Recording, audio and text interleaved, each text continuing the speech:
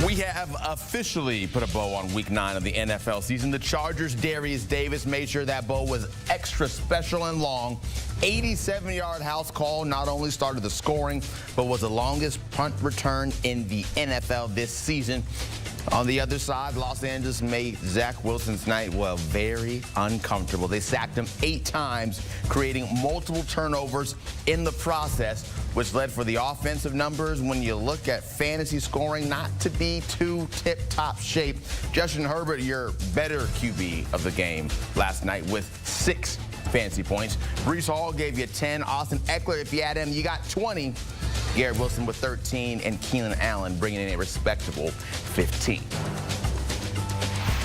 We now bring in the always respectable Heath Cummings. And Heath, let's talk some waiver wire Tuesday, because there's not a lot of offense and a lot of fantasy points to look forward to from last night. So looking forward now, if you need a running back, pickings are pretty slim. Who are you targeting? There's one guy that's at the top of my list, and it's Keaton Mitchell after his remarkable performance last week. And that extreme efficiency, obviously not something you can count on. The Ravens already talked about this is a 3-headed committee at running back, and then Lamar Jackson's probably going to have 25 to 30% of the rush attempts as well.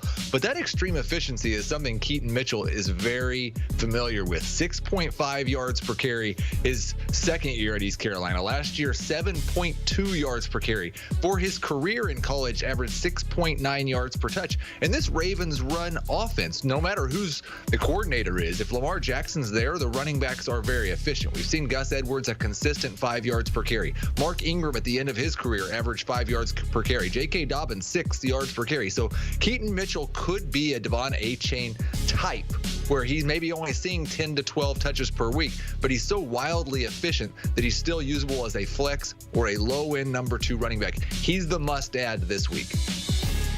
So that's the running back. We're QBs. We have no Sam Howell on the list. Where are we going now? Well, Sam Howell's already rostered in too many leagues, and he's a top 8 quarterback. So if you got him, keep him. But we also have no Patrick Mahomes, no Jalen Hurts, no Tua Tagovailoa this week. So a lot of teams are going to need streaming options. Thankfully, we have a lot of streaming options. Russell Wilson at 67% rostered got dropped on his bye week. I understand it. Going up against the Bills, he'll be chasing the score, and that Bills defense is not what it was the beginning of the year. If you can't get Wilson, Joshua Dobbs, Baker Mayfield, my next 2 options. It is a very difficult matchup for Dobbs, and that might scare some people away. I just love what he's done with his legs, and if he did that last week without even knowing the Minnesota playbook, imagine what he's going to be this week. Yeah, that Bills defense has been letting me down lately. What about wide receivers to hopefully not let you down?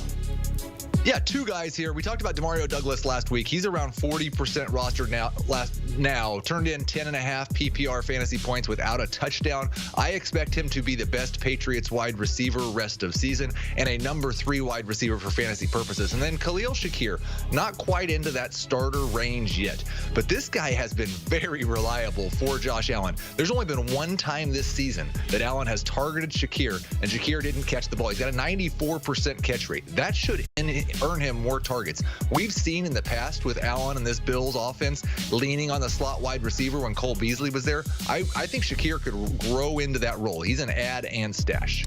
I have Dallas Goedert, so I'm taking notes on your tight end targets. Oh, and I wish you had Trey McBride. I wish you had Dalton Kincaid. The guys we added. I wish you had Taysom Hill. The guys we added the last couple of weeks better than these options.